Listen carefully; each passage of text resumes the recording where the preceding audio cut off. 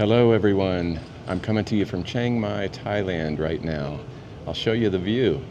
This is the 14th floor of our Airbnb complex here in Chiang Mai. That is the Shangri-La Hotel right next to us. We get to look at it, but we don't get to use the pool. But we've got our own pool on top of this building. So it's really nice. We're enjoying our time here. But first things first, we've got to do our monthly expense video for Bangkok. We just wrapped up 30 days in Bangkok, Thailand, and I'm gonna, in this video, explain exactly how much we spent in all the different categories. So let's get rolling. Okay, as always, our lodging is our most expensive category, and it was again in Bangkok, and I'm going to show you a video of where we stayed in Bangkok, then I'll come back and tell you exactly how much that cost.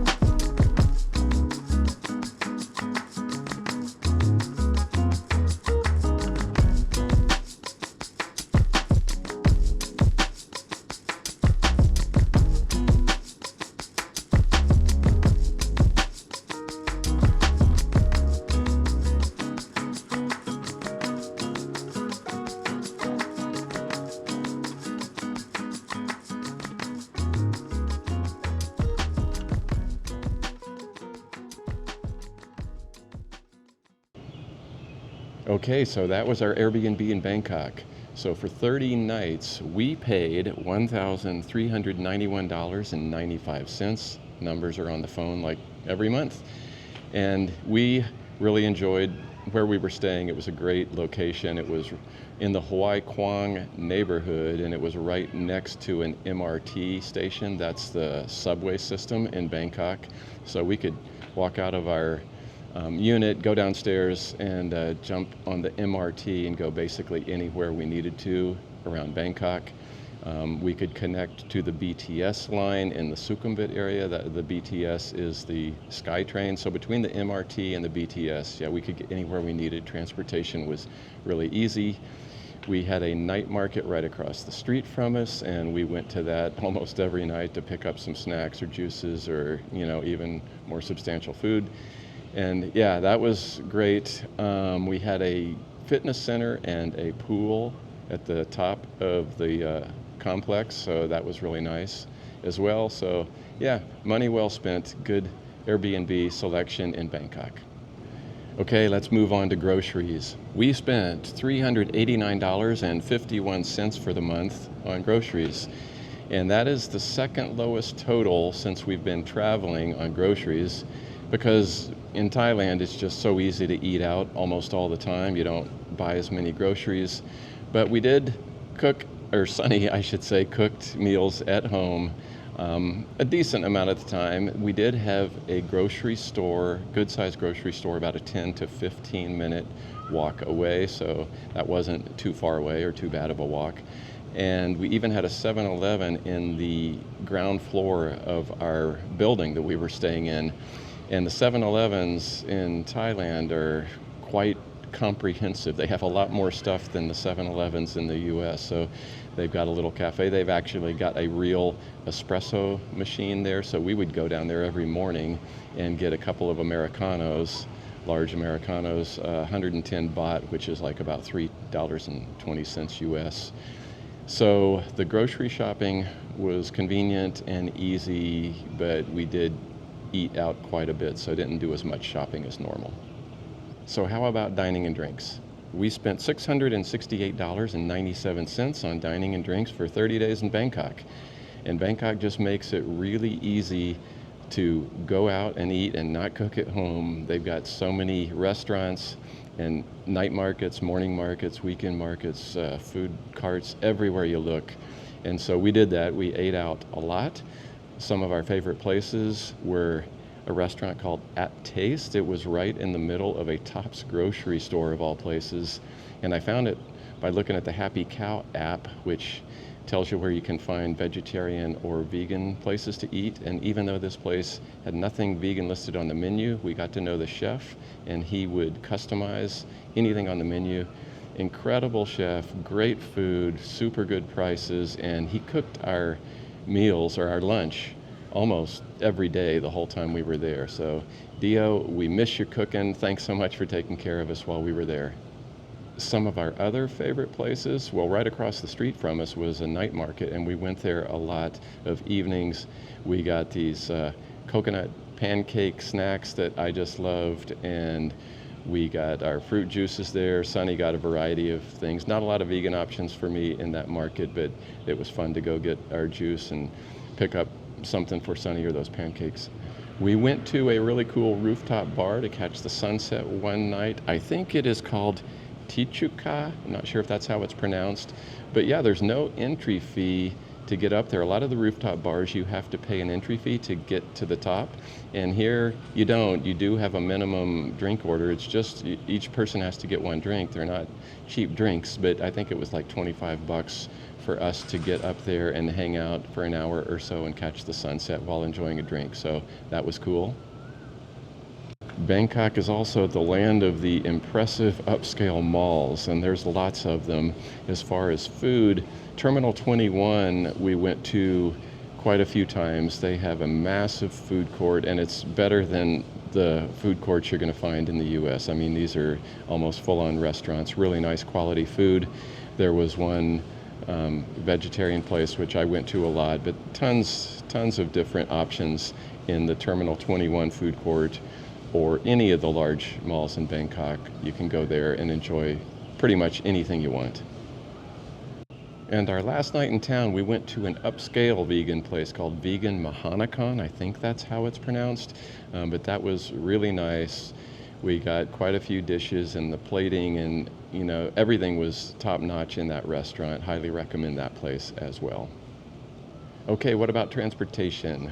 We spent $1,103.91 on transportation, and it's high, but that's because we had to get from Istanbul, Turkey to Bangkok. So that was the bulk of that expense. Also, we had airport transfers, both leaving Istanbul and when we arrived in Bangkok.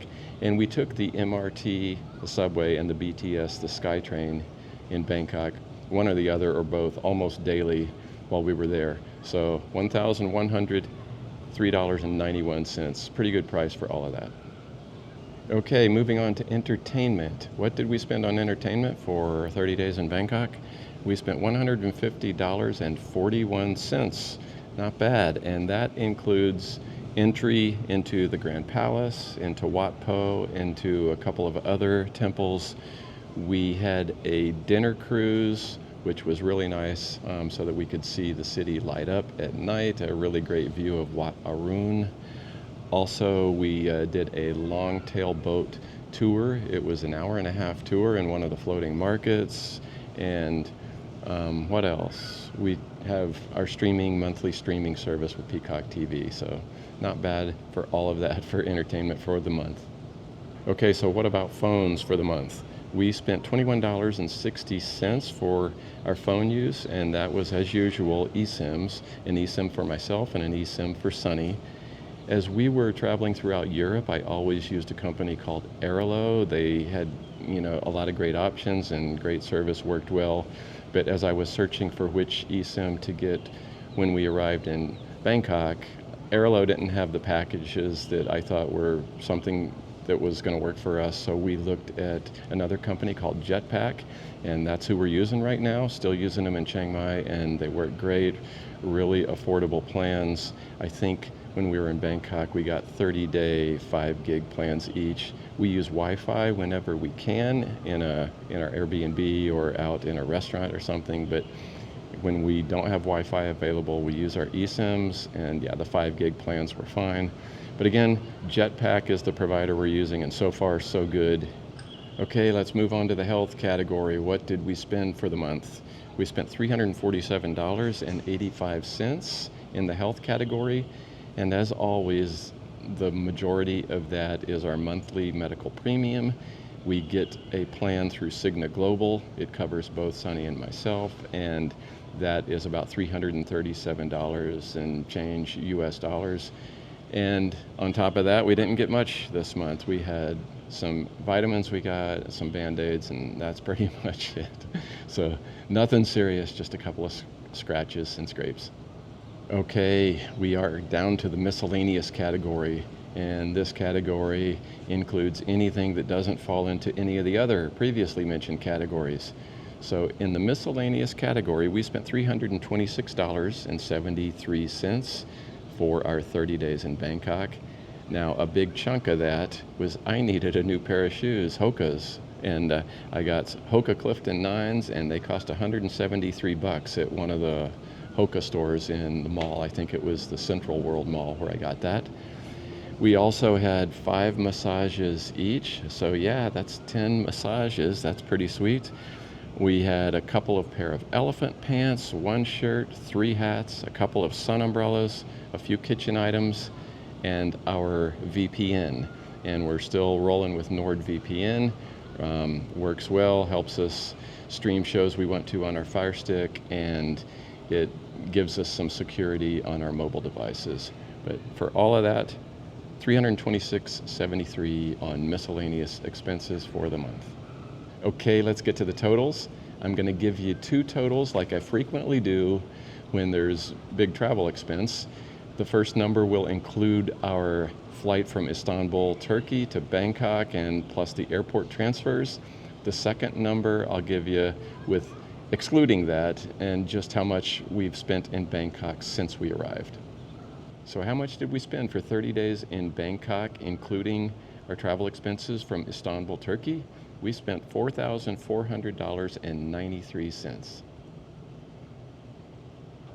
And what if you exclude the flight from Istanbul to Bangkok as well as the airport transfers? We spent $3,397.65 for our 30 days in Bangkok, Thailand.